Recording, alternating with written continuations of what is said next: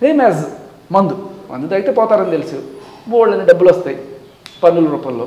అవును, తాగిచ్చి చంపండి జనాలని, మాకు డబ్బులు వస్తే చాలు. ఓకే, అదే కదా పాలసీ.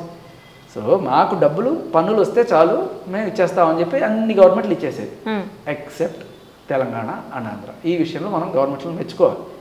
కాకపోతే 2017లో తెలంగాణలో తీసుకొచ్చారు ఈ చట్టం, 2020లో దీన్ని చూసి ఇన్స్పిరేషన్ తోటి ఆంధ్రాలో తీసుకొచ్చినట్టున్నారు. సో 2 రాష్ట్రాలను కొంచెం అటు ఇటుగా మొత్తానికి 2020 నుంచి అందరికీ అవగాహన కల్పించాల్సిన పరిస్థితి.